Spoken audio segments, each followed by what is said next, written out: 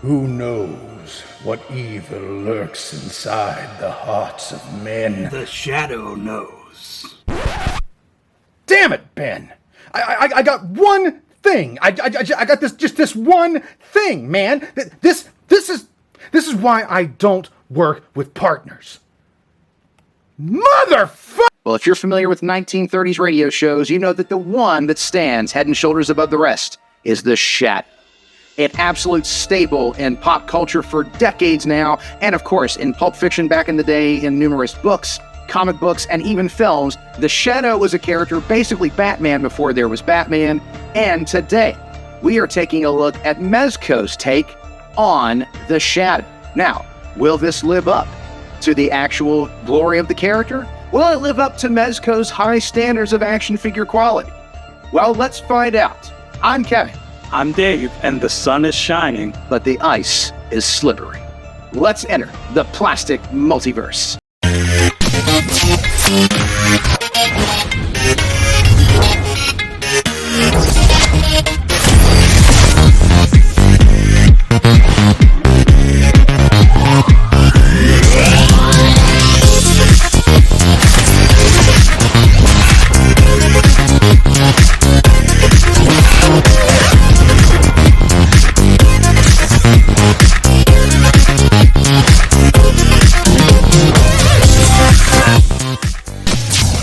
So first things first, if you've never got a Mezco figure, you might be kind of wondering what the box content looks like. How does the figure come packaged? So normally with unboxing videos, we would just show you the box and we cut to the figure. But for those of you who have never got a Mezco figure, this gives you a chance to kind of see like what all the talk's about. Why are these figures so expensive? What all comes in the box? And how do they actually package it? So here is your look at this particular box. So as you can see, the art itself, very clean, and on the back, some nice pictures of the figure itself and all the accessories. Lots of cool stuff in this box. So the way Mezco does their stuff is basically a series of trays. So you see here, you can see the figure there at the top. Now, underneath this tray is the actual accessories for the figure.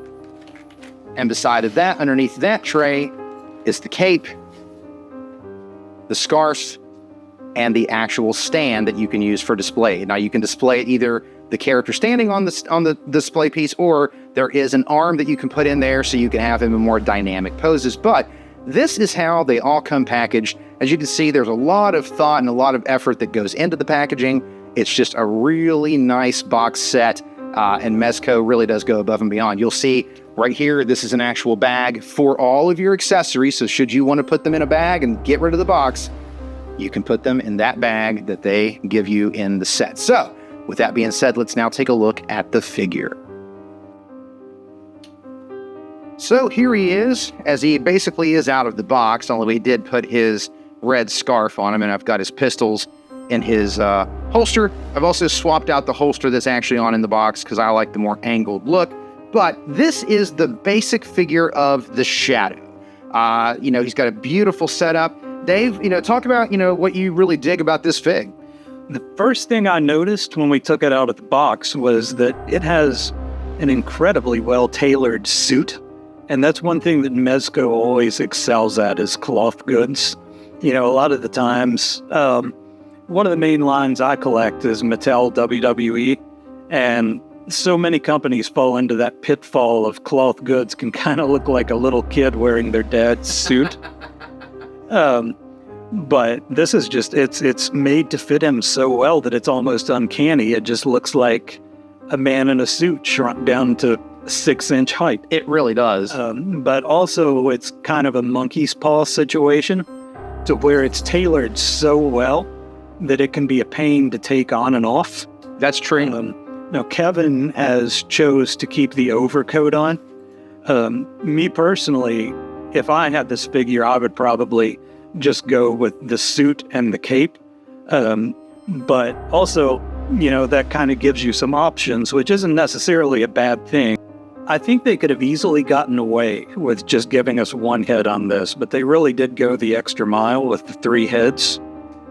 The sculpt on this is just eerily close to the way that he's depicted on those pulp covers. They just nailed it. They really did. The aesthetic is definitely there. The very aquiline nose, this very piercing eyes. He looks intense. Like, he looks like a bad guy. If you didn't know. He does, and one of the cool things is that that grinning head, like you put that with the Tommy gun, and he looks like he's enjoying fighting those criminals. He looks like a mad gangster. Yeah, I love it. I really think that this is, for me, this may be the best face sculpt I've seen Mezco do. I don't have every Mezco figure under the sun, but even the ones I've just seen pictures of, this may be the best face sculpt as far as giving you that sense of realism, but also that closeness to the original comics and the pulp novels. It really is a beautiful, and it doesn't go uncanny valley. All 3 of them still have a sense of reality to them, but also that sense of fantasy as well. Before we had this in hand, I really expected the hats to be removable. But on so many figures that have removable hats, it just never looks good. And I can see why they did that, and I'm very willing to take that compromise just for the sake of making it look that good. Agreed. Now, this is like the more stoic head. This isn't the gray one yet, but this is the other one that comes in the box. And, the first thing you'll notice is the hat is a little bit smaller. But Dave, what are your thoughts on this head? There's not a ton of difference between that and what they call the pulp head. Agreed. But it is nice to have that option to have him unmasked. Yes, if you so choose. And I like the different size hats, because if you wanted the more classic fedora look that you saw more in the 40s versus the 30s, I think it definitely will scratch that itch. And then if you're also doing stop motion animation or you're doing toy photography and you wanted to go from one face to the other, you've got the same hat on the other 2 heads. So it allows you to make that swap in your photos, which I think is great. So on that note, let's swap over now to the very intense, creepy, smiling face that is again, if you didn't know he was a good guy, you probably think he is a terrifying bad guy. Your thoughts on this one, Dave? Oh yeah, that definitely has the intimidation factor, kind of the Frank Miller Dark Knight Batman vibe. Yes. You can tell that he is enjoying inflicting pain on these bad guys. Well, when you think about, in the movie and in the serials, you always hear that laugh. That's got to be the face he's making when he makes that laugh, right? That's the laugh. It is. When I first saw this head, the first thing I mentioned is it kind of looks like a little bit of a demonic Ronald Reagan. Not wrong.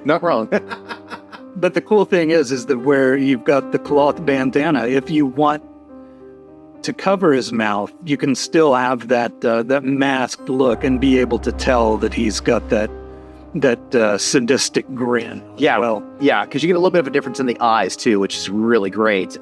Again, all 3 of these heads are so cool, and they all 3 really scratch the itch of the different things you want to do with the character. So I'm a big fan of all 3 of them. I think probably for my display purposes, the pulp one is the one I'll probably have on the most because I just really like that bigger brim of the hat. Dave, do you have a favorite of the 3 heads? I do. I love that grinning head. I think it looks so good posed with the Tommy gun. Yeah, indeed. Either masked or unmasked. Yeah, it is genuinely creepy. And if you just had a basic body and just wanted a crazy looking 1940s mafioso henchman or something, you could totally use the head for that. Put a Tommy gun in his hand, and he looks like he could always be a Dick Tracy villain. So it definitely works. So now that we've taken a look at the different heads, let's talk accessories, and there is a lot to look at here. First of all, you get 5 pairs of hands, and he comes in the box with his fists, which are great for punching. You'll notice that the left hand, on every one of the different hands, the left hand has his signature ring, which looks really, really, really nice. You've got the hands for holding the guns. You've got hands for holding his scales. You've got a pointer finger. You've got sort of his hand being open like he's about to do the Devil's Whisper trick.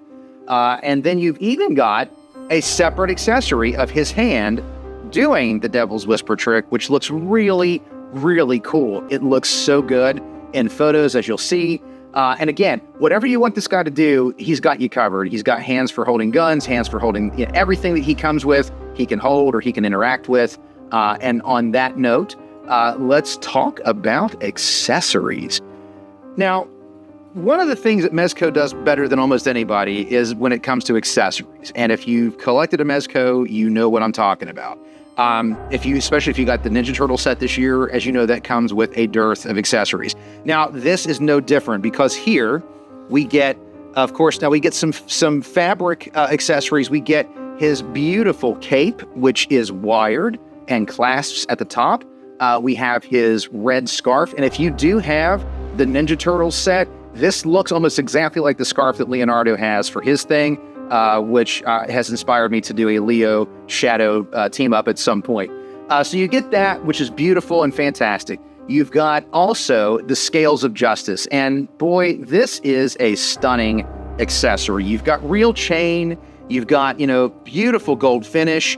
This thing is something else. Dave, I mean, you were really admiring this when you first saw it. What are your thoughts on this particular piece? I had seen it in the promotional pictures, but I feel like you don't really get a feel of how detailed this thing is until you see it in person. It's stunning work. And when you kind of tilt it back and forth, it has that neat, it feels like a real scale. It really balances. And it actually does go like left and right. Like you could literally have it change sides, which is nice. Now, along with his other accessories, you get the guns. And the guns also come with 6 magazines. I don't really know what you're going to need 6 magazines for because he doesn't have like pockets for holding the mags or anything. But they're there. You know that you've got them. And so there's at least that. And it is a really nice thing too. The guns actually have the slide action. So if you want to slide them back and have where it looks like they are out of bullets, you can actually do a photo of him slamming a new magazine in the chamber with the bullets out. You also get this beautiful crystal ball that has a skull in it. Really, really nice piece. But Dave, you made a good point about the seam at the top, and that's the one thing I thought was kind of odd with this. Yeah, that might be my biggest and possibly only complaint with this figure is that the seam on the sides is very noticeable. Yeah, and it's not really what you would kind of expect to see from Mezco. I think it would have looked better if they would have just kind of gone with a dome. Right. But I do think that, if you're doing figure photography or such, you can kind of fudge it to where you can't really see it. Oh, no, it's definitely doable. Yeah, it's a nice piece. It's a cool looking piece. It is. It's definitely cool. And then you get the Tommy gun that we've talked about. He does have a Tommy gun, which has an extra magazine. And you've even got a flare effect to plug into the Tommy gun, as you'll see there.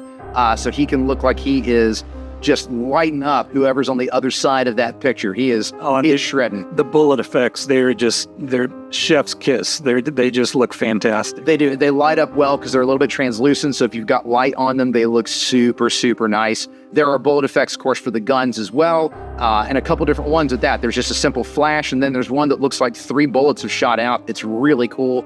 I've never seen that particular piece before. And I think some people have said it may be new from Mezco. So I really, really dig that.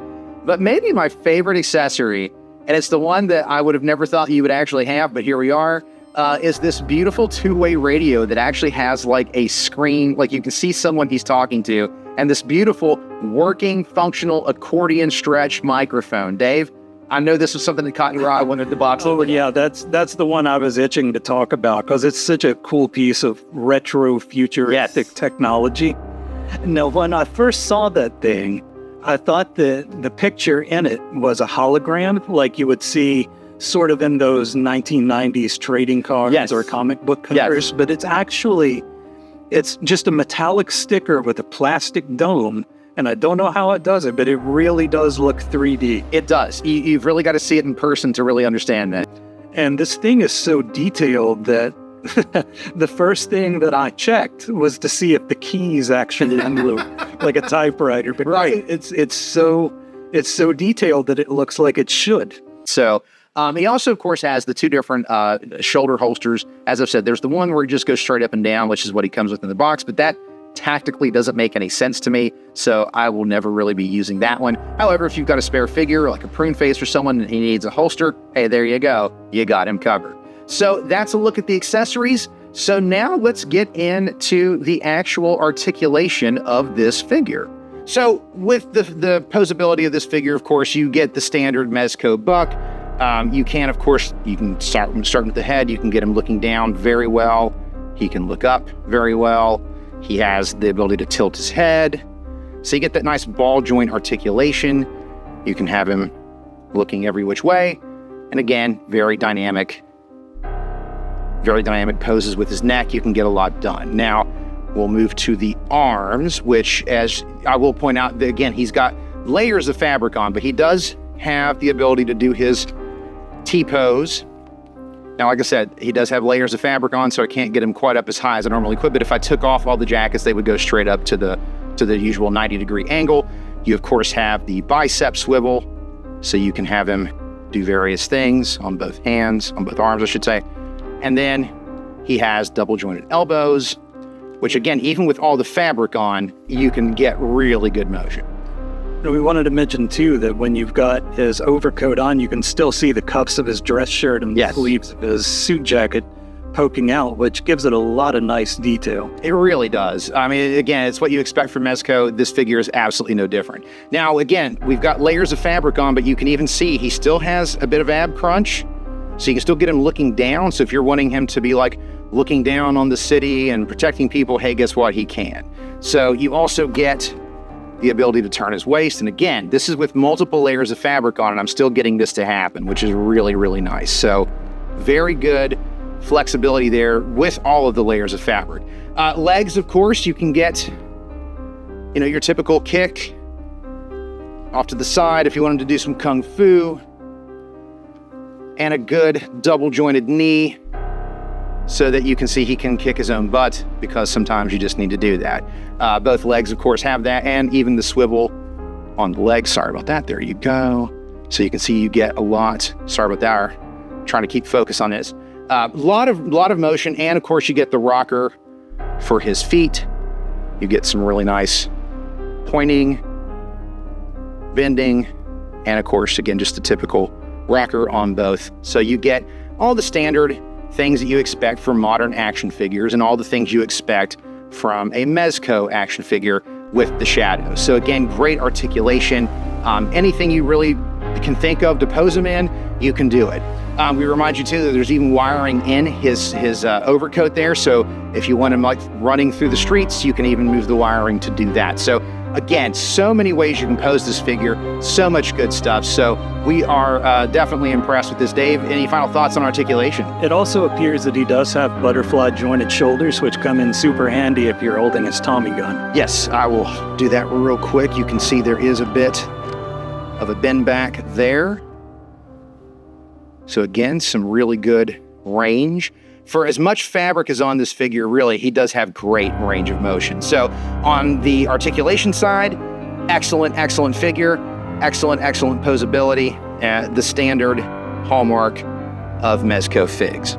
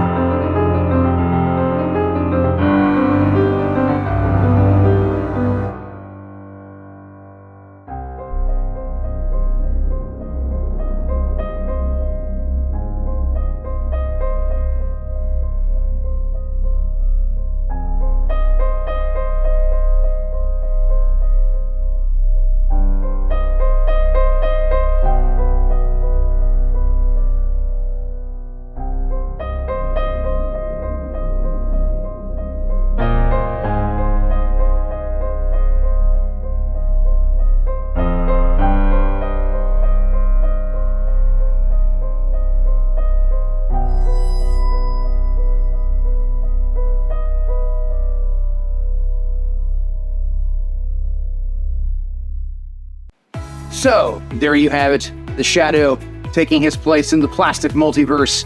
I would have never suspected he'd be hanging out with mutants or gargoyles, but That's the way the plastic multiverse works. Now, with that being said, that is our look at the Shadow. Dave, any final thoughts on this figure? Yeah, the one con that I would say about this that you might want to watch out for, which really isn't a big deal, is there's lots of black fabric. Yes. So unless you've got a pet-free home or love to dust, it's probably going to catch everything coming and going. Yeah, I have a white cat in my house, so he will not be anywhere near this figure. And one pro about this is that there's so much wire in this thing. It's got a wired scarf, a wired cape, a wired overcoat, that you could put this thing in a museum pose, which is basically, just straight up and down, no dynamic posing, and you could still make it look very dynamic, just with all of the wind-blowing wire effects. Yeah, it's really one of those things where, Mezco usually does go pretty hard in the paint. They even went harder than usual with this figure, I think. I mean, when you look at the cloak, when you look at the scarf, as you said, you could have him standing still, but still have the scarf give you a sense of motion in your photos, or just even on display. It would look like he's standing in the wind.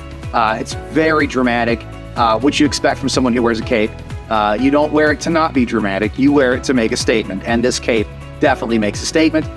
So let's hear it from you guys down below. How many of you were able to actually pick this thing up? I was fortunate to grab it when it re-popped up on Big Bad Toy Store for the whopping, I think, 25 minutes that it was on there. If you're a Mezco collector regularly, I figured this is probably in your collection. Let us know what your thoughts are on this figure. Is this figure of the year for you? Now, a lot of people have said this could be on their top 10 list for top 10 figures of the year. Dave, is it kind of hovering there for you? It is, and I really love seeing Mezco dip their toes into these proto-superhero Golden Age characters.